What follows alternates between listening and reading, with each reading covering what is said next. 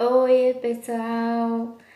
Eu vim aqui por esse recurso fazer a nossa aula 64 do o estudo das epístolas da Escola de Aprendizes do Evangelho. Eu já procurei essas aulas no YouTube e não encontrei, por esse motivo eu também deixo aqui, compartilho com quem desejar, com quem precisar. Nesse momento que a gente não pode estar junto, a gente acha os meios que a gente tem para continuar fazendo as nossas aulas. Como a gente já está no segundo ano, então a gente vai começando o primeiro vídeo a partir da aula 64, que os alunos já estão acompanhando. Nesse momento, a gente faz uma pequena oração pedindo a proteção, o amparo dos trabalhadores da luz que compromissaram com a Casa Fraterna, com essa escola e com as outras escolas, que esteja conosco, cobrindo-nos de fluidos de luz, de muito amor, de paz e proporcionando-nos a abertura necessária para o discernimento capaz de elevar a nossa própria consciência, que é o objetivo da nossa escola. Então, uma pequena leitura, como de costume, a gente faz presencial, deste livro, Orai e Vigiai, que eu gosto muito. Nem sempre o melhor caminho é o que possui menos obstáculos. A decisão correta é a que se toma sem se prejudicar. Uma vida sem luta é uma vida tranquila. Uma deficiência significa limitação. O impedimento é prejuízo. A surpresa desagradável tem consequências infelizes. O sonho que se alcança é o êxito que se espera. A lágrima que se derrama é dor insuportável na alma. A cruz pesa mais do que aparenta. A queixa sistemática tem fundamento. Nem sempre passos firmes demonstra retidão de preceito. Para a gente refletir e aí entrando já no clima da aula, na harmonização, onde quer que você esteja, eu tenho certeza que o envolvimento e a cobertura espiritual está conosco, independente de lugar e de tempo, em qualquer tempo que você esteja assistindo e vendo. Então vamos direto à nossa aula. No final da aula do tema, eu vou passar o tema do dia, que é o tema 17. Mas eu passo no final qual é o tema. Nós estamos estudando esse livro, que é o Iniciação Espírita, no capítulo 22, Iniciação Espírita. Eu vou ficar olhando aqui porque eu tô com o computador aqui me dando apoio. Então, eu não sei ainda mais ou menos quanto tempo que vai levar a nossa aula, porque eu tô começando a fazer agora, é a minha primeira experiência na aula. Mas acredito que uns 30, 40 minutos a gente tá concluindo. O estudo das epístolas, eu achei interessante agora a gente fazer, eu estar fazendo com vocês, porque é uma mudança de meio de comunicação, assim como foi as epístolas, a mudança do meio de comunicação para o Paulo. Também lembrando que eu estou passando um momento da vida de Paulo de Tarso, num momento já lá na frente. Não é o início da vida ativa dele como evangelizador. A gente vai ver em outras aulas, ou vocês podem acompanhar pelo livro o Paulo e Estevão, que é uma leitura maravilhosa e que a gente tem a percepção muito nítida, a visão nítida de como foi a história dele, a passagem dele conosco aqui na Terra. Então, para atingir os nobres propósitos da Escola de Aprendizes do Evangelho, que um desses propósitos é transformar o homem velho no homem novo, é imprescindível o estudo das epístolas, porque eles são considerados verdadeiros tratados baseados na conduta de Cristo. E vamos passar hoje alguns desses ensinamentos, e nas outras aulas seguintes a gente vai ter a continuação, tá? O Novo Testamento, ele tem 21 epístolas, considerado de autoria dos apóstolos de Jesus, cada uma com preciosas lições para ser utilizada na nossa reforma íntima. Dessas 21, 14 foram escritas por Paulo de Tarso, e 7 por Tiago, Pedro, João e Judas. Destes apóstolos, somente Paulo esteve com Jesus e não esteve com Jesus, desculpe. E ele aprendeu os ensinamentos com os outros apóstolos, né? No convívio com eles. E como eu disse no livro Paulo e Estevão, retrata essa passagem nitidamente e mostra como surgiu esse meio de comunicação, como foi o aprendizado de Paulo e tudo mais. Mas eu vou fazer aqui uma breve abordagem de como que ele teve essa ideia de mandar cartas, né? Não sei vocês, mas eu passei muito tempo sem entender o que era epístolas. E epístola nada mais é do que carta.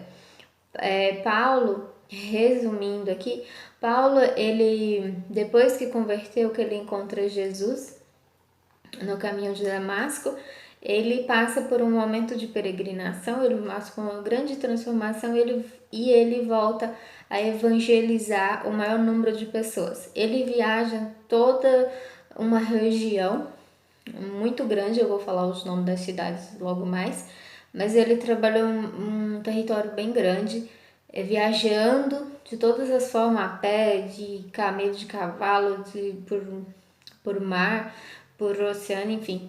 E da forma que ele conseguia, e ele chegou a muitos lugares.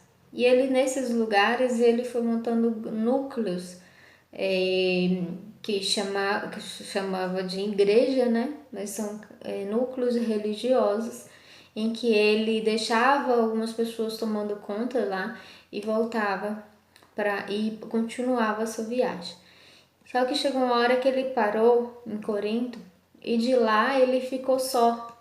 Ele ficou acompanhando essas casas. E aí vinha desses grupos religiosos muito pedido de ajuda, problemas urgentes que isso precisava solucionar e precisava dele.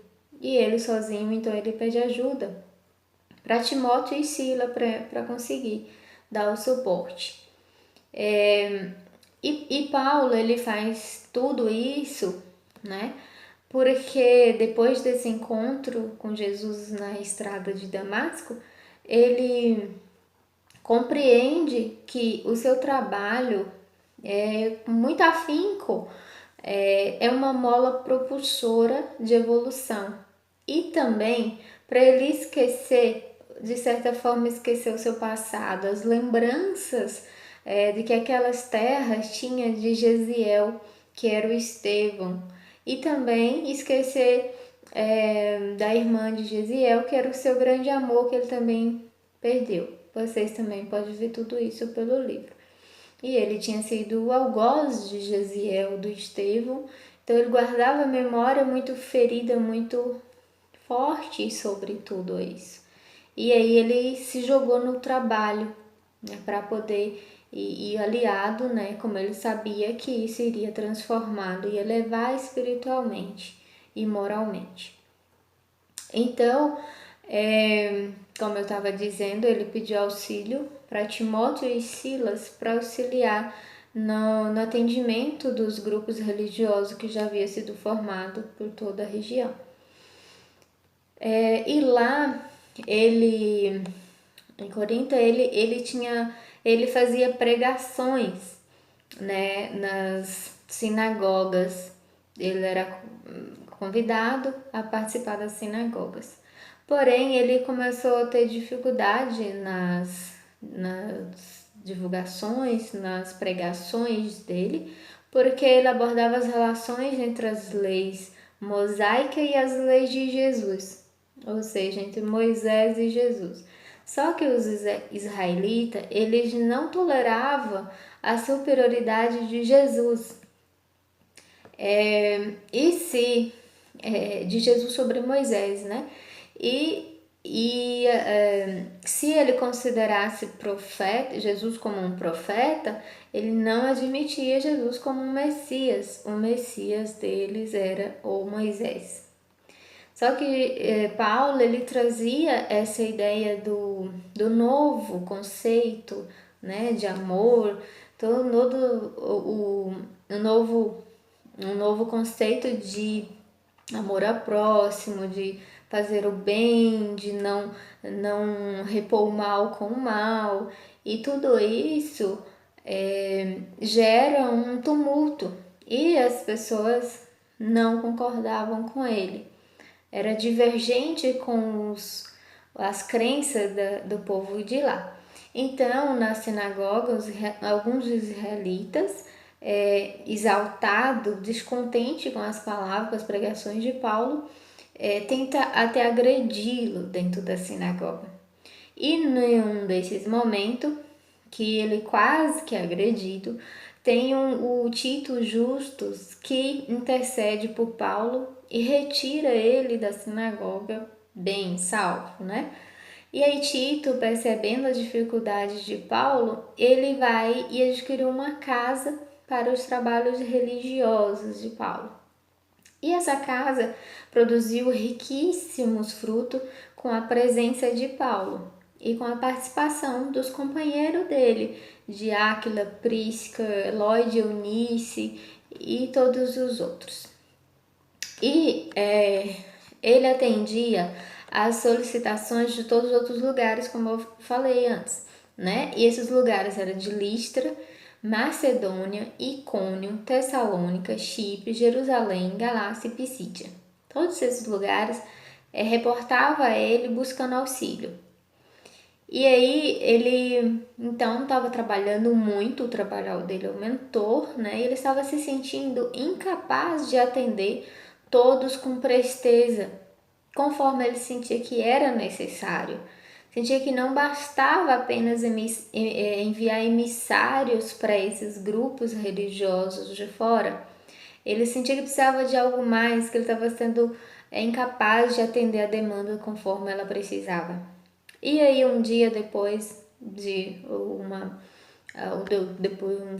um trabalho dele em silêncio, ele para em oração e rogou a Jesus, ele pediu Jesus auxílio com lágrimas nos olhos, numa forte oração, que não deixasse faltar a ele os recursos, o socorro necessário ao cumprimento integral da sua tarefa, que ele sabia que era uma tarefa grande.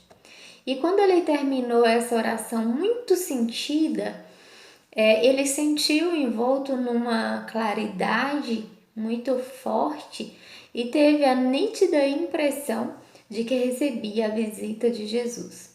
E aí ele sentiu uma comoção muito grande e ouviu uma serena e carinhosa advertência, dizendo para ele continuar no trabalho, fazendo com que Paulo sentisse que Jesus estava com ele e estaria junto atendendo todas as preocupações de atender a todos com plenitude, com esmero.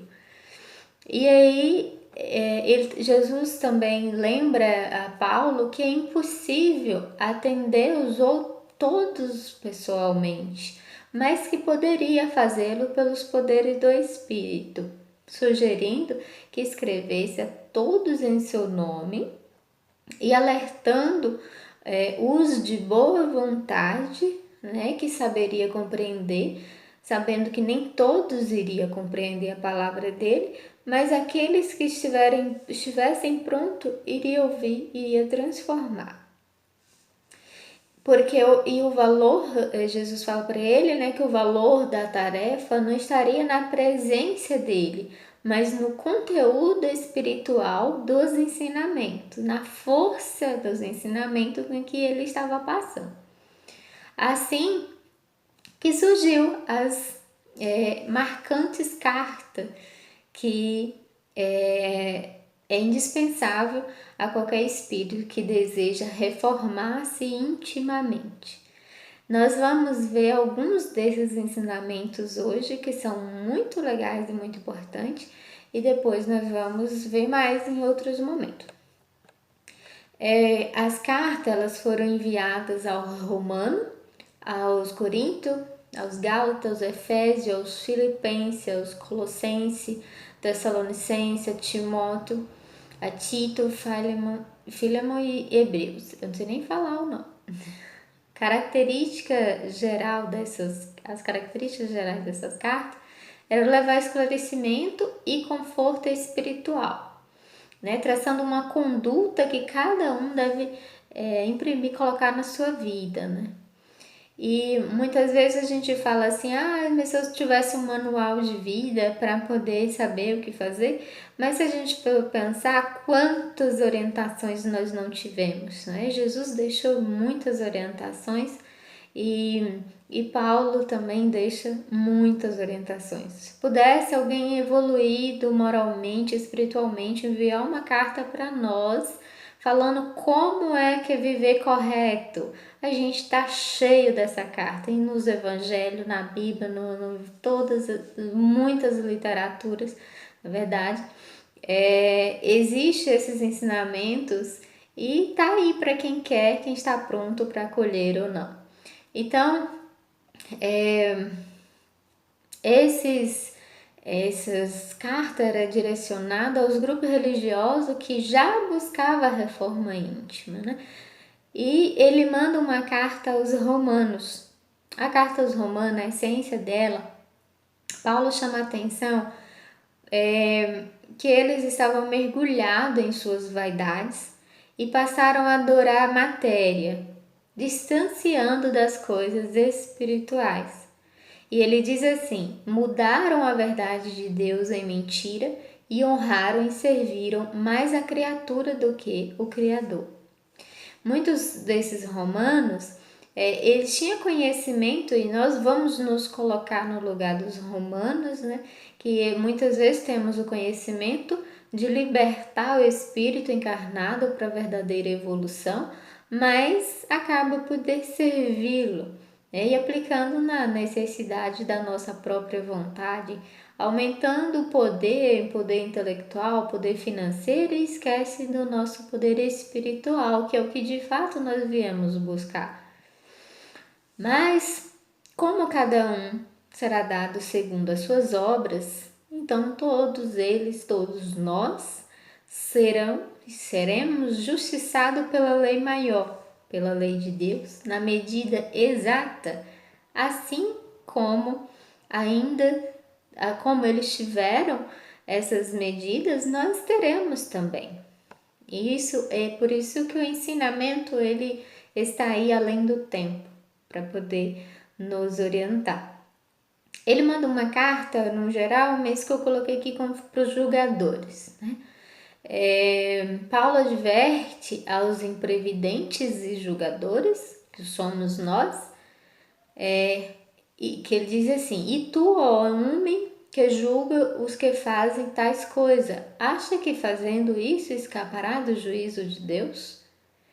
Então, esse esclarecimento nos mostra, porquanto nossa vaidade mostra a realidade distorcida, achando-nos detentores da verdade, e a gente achando que a gente fazendo isso, a gente vai escapar do juízo de Deus. Quando a gente está julgando os outros, ou quando a gente pega alguém e quer dar a ele um juízo final pela nossa verdade, né? Na verdade, isso é um papel que cabe a Deus, que cabe à lei maior, e não a nós, que somos igual ao outro, que não precisamos, não queremos ser julgados, não é?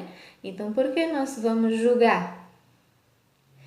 E tem ainda um direcionamento aos que fazem o bem desinteressadamente. ou orientar-nos como fazer o bem desinteressadamente. Trabalhando com amor, desinteresse, seremos recompensados segundo as nossas obras. E edificando a consciência nossa e a consciência dos nossos semelhantes, sem vaidade e sem preconceito. E ele fala ainda que quando nós não estamos assim, pensando dessa forma desinteressada, seremos entregue à sorte, adveniente das inobservâncias da lei de Deus, que são única para todas, sem acepção de pessoas. Ou seja, quando a gente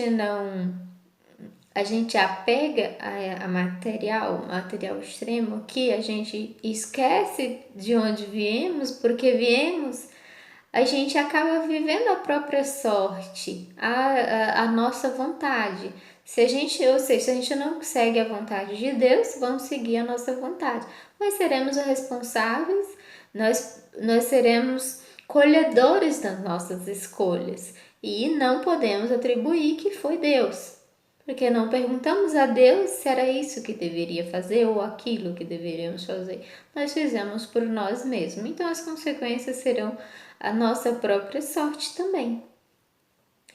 E Paulo lembra-nos que não é quem conhece as leis que são justo, mas quem pratica a justiça. Não adianta saber todas as leis, todos os ensinamentos, mas não sermos o ensinamento, não praticarmos o que nós ensinamos. E esses que praticam serão justificados. Embora muitos pratiquem a justiça de Deus e não conhecem as leis, eles serão muito mais justificados do que quem conhece e não pratica. Muito pelo contrário, a responsabilidade é muito maior, que quanto mais é dado, mais será cobrado. E na luta diária dos nossos sentimentos, no combate da carne com o espírito, Paulo fala ainda sobre isso, que percebemos o nosso envolvimento com o espírito da matéria e ele coloca uma observação interessante que o espírito compreende e sente prazer nas coisas de Deus, nas leis de Deus. O plano material impulsiona grosseiramente para o distanciamento espiritual. É uma guerra, ou seja, uma guerra interna, né, entre o espiritual e o material, onde o espiritual sabe para onde quer ir, mas nós nos apegamos ao material, né? E por isso que fala que evoluir significa distanciar das necessidades materiais, desprender-se, porque não é possível levar espiritualmente se estamos agarrados à matéria. O desprendimento do mundo material liberta, dá condições de restabelecer o equilíbrio das leis desarmonizadas, reconstruindo o que destruiu por sua própria ignorância. Paulo nos recorda também a não conformação com o mundo, né? Mas o esforço pela renovação do entendimento, para compreendermos o quanto é agradável e perfeita é a vontade de Deus, motivando-nos à humildade, quando nos diz cada um de nós não saiba o que convém saber, mas que saiba com temperança, entendendo que cada um sabe mais ou tudo menos conforme o seu grau de entendimento. Ou seja, vamos aprendendo e praticando. E a cada vez que vamos aprendendo, mais conhecimento nos será dado, à medida da nossa prática também. Paulo pede-nos a quem ensine com dedicação. A quem reparte com generosidade, com liberalidade. Ao que dirige, ao que governa, faça com cuidado. Ao que exercita misericórdia, que faça com alegria. É um lindo ensinamento. E ele ainda orienta-nos: amai-vos uns aos outros com amor fraternal. A ninguém torneis mal por mal, procura o bom que há em todos os homens. Não vos vingueis a vós mesmo, pois no nosso grau evolutivo é fácil notar em nosso próximo, o defeito que mais sobressai em nós mesmos. Ou seja, a gente combater o mal com a prática do bem. E a gente, quando vê o mal no outro, é porque aquele mal está em nós. É reflexo de nós mesmos. E ele diz: evite fazer a justiça com as próprias mãos. As leis divinas ocupam desse julgamento. É muito interessante perceber isso e aplicar e praticar no nosso dia a dia, porque muitas vezes a gente quer mudar, a gente quer corrigir, a gente quer bater no outro que está fazendo errado, como se a gente fosse justo. Mas quem é justo é Deus, são as leis divinas. Então ele diz: deixa com que as leis divinas ocupem desse julgamento. Em outras palavras, não é da nossa conta ficar querendo fazer julgamento, fazer justiça com as próprias mãos. Isso é uma desculpa para colocarmos nossas próprias falhas, o nosso orgulho, o nosso egoísmo. Mas disso não nos compete, apenas as leis divinas, que nada deixa de despercebido. E ele diz ainda, muito interessante isso, e muito forte e verdadeiro, as vinganças, eles geram processos obsessivos, extremamente prejudicial ao desenvolvimento moral, ficando preso ao passado. A gente vence o mal com a prática do bem. Não tem outra. Quando estamos revidando alguém no mesmo nível, seja com xingamento, com discórdia, com críticas julgadoras, a gente está no mesmo embate, com mal, ou seja, alimentando o mal. Só se combate o mal praticando o bem. E assim fazendo, a gente expandir a nossa capacidade de amar, de ser resplandecente em nossa força interior de luz. E ele diz muito lindo: quem ama cumpre a lei de Deus, a lei do amor. Como que a gente cumpre a lei de Deus? Como que a gente pratica o bem? Como que a gente expande a consciência e muda? Distanciando das paixões, dos vícios, representado pelo apego à matéria, da vaidade, do orgulho, da maledicência, da cobiça. E para rejeitar as obras das trevas, basta que revistamos-nos das armas de luz. E a luz só se tem fazendo bem. Ninguém tem luz fazendo mal. Ninguém tem luz revidando o mal. E Paulo ainda manda carta aos Coríntios, dizendo, assim, que todo o local que ele envia uma carta, ele envia de acordo com a necessidade daquela região. E ele manda para lá para evitar a jactância, que é o termo bíblico, que é a arrogância, E ele fala assim: um pouco de fermento fará levedar toda a massa, prevenindo-os do vício e paixões, da malícia e da maldade, instruindo a sinceridade e a verdade. Ou seja, quando você pega uma pequena colherzinha de fermento e coloca numa grande quantidade de massa, ele faz levedar aquela grande quantidade. Então ele aconselha aí não associar aqueles que se comprazem com o mal. Não compreendendo, ele deixa muito claro, que não significa total ou absoluto isolamento dos avarentos, dos roubadores, dos idólatras, de todos esses que comprazem com o mal. Porque se assim fosse, teria que sair do mundo, assim como nós. Porém, é preciso cuidado para que a hipocrisia não prejudicasse o trabalho de reforma íntima em que se empenhava a comunidade cristã. Esse ensinamento é muito válido eternamente.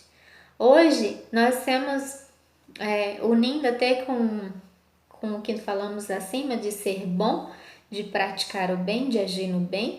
Se você tem um propósito e seu propósito é diferente de quem está com você, quando eu digo quem está com você, em todos os meios, as amizades, os meios diversos que se encontra, que te impede de agir, de crescer naquilo que você acredita, toma cuidado, porque você vai voltar, né, sair daquele crescimento e vai te impedir de buscar aquele caminho. E não poderá julgar, culpar ninguém, a não ser você mesmo que escolheu permanecer naquele envolvimento. E existe até um termo atual que fala: você é a média dos 5 que anda contigo. É similar a esse ensinamento de Paulo, que com quem andas influencia com como você age. Mas também a gente não vai distanciar das pessoas, distanciar de todo mundo, mas é não permitir que nos tornamos hipócritas, que nos tornamos levados ao propósito do outro e não nós. Então, que estejamos no meio onde que todos se comprazem com o nosso propósito, que alimenta, que fortalece, que valoriza o nosso propósito. Do contrário, a gente passa até a ser errado, a gente passa até dependendo do lugar, até ser desonesto com o meio, mas porque nós estamos no meio errado, com as pessoas que ainda não está no nosso tempo, no nosso momento e no nosso propósito, está tudo certo. Só temos que saber discernir isso e separar. Ele faz orientações interessantes sobre o livre-arbítrio nessas cartas. Embora todas as coisas sejam lícitas, nem todas me convêm. É bastante conhecido essa frase dele. Tudo me é lícito, mas nem tudo me convém. Não me deixarei dominar. Tudo me convém, tudo me é lícito, mas não me deixarei dominar por nenhuma dessas coisas. Mostrando o discernimento que nós devemos ter nas nossas decisões, nas nossas atitudes, com bom senso e prudência. A liberdade não é a gente fazer tudo que está à nossa disposição, usufruir de tudo, fazer tudo que a gente quer. Pelo contrário, é ter o discernimento de saber o que é bom para mim agora, o que não é, o que é bom para o outro e o que é bom para mim. Saber fazer essa escolha e me domar de acordo com todas essas escolhas, essas atitudes, harmonizando o meio que a gente vive. Isso é perfeito, isso é a pura liberdade. Isso é maturidade também. Outro ensinamento, e muito interessante, é sobre o casamento e comportamento sexual. Ele fala sobre o respeito e a dignidade exigida pela vida comum de dois seres. Ele sabiamente adverte de que não tem condições de, ele fala, sopitar, né, de adormecer, de domar os desejos sexuais, que procure praticar dentro de uma normalidade aceitável e tem a sociedade como mediador desses limites. Quem tem um nível mais desorganizado desses instintos. Os desejos devem ser refreados lentamente e não devemos escravizar-nos pelo sexo, mas também não ir à loucura mental por reprimir sensações incompreensíveis. Certas atitudes podem e devem funcionar como válvula para equilíbrio das sensações. Ou seja, tudo que é extremo é errado. Nem ser escravo, de não ter limite de fazer e também de reprimir de tal forma que não solte, não libere, porque é por energia. A energia, ela precisa ser liberada, mas liberada com decência, liberada com respeito, com todo o envolvimento, né? Ele fala ainda sobre o objetivo, né, da sexualidade, um deles, na verdade, um dos, que é a procriação.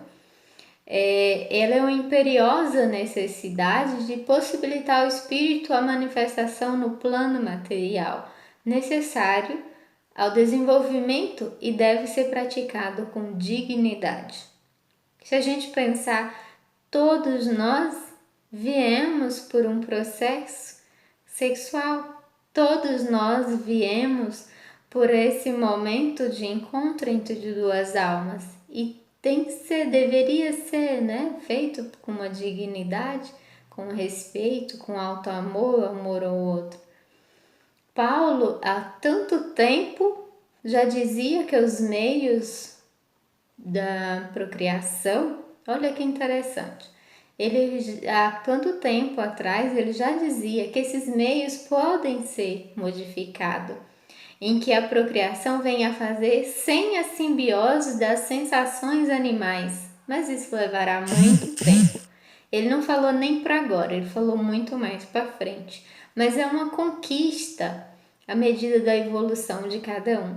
Quem ainda não tem a percepção que acha isso impossível é porque tem uma grande estrada, um grande caminho a trilhar até essa percepção, e não é podar, não é cortar nada que já conquistamos até aqui, muito pelo contrário, evoluir mais ainda, atingir algo melhor do que nós achamos que hoje é bom. Sempre estamos evoluindo para algo muito melhor. E assim será dessa forma nesta área nossa. E por fim, a vida espiritual. Paulo faz a comparação entre Adão e Cristo, representando o homem em seu estado evolutivo inicial, o segundo representando o espírito. Adão representando o homem no estágio inicial e Jesus representando o homem espiritual em seu mais elevado grau de evolução que podemos chegar. Assim como todos morrem em Adão, todos serão vivificados em Jesus Cristo. Há corpos celestes e corpos terrestres, ele ainda diz. Um é a glória do celeste e o outro é dos terrestres.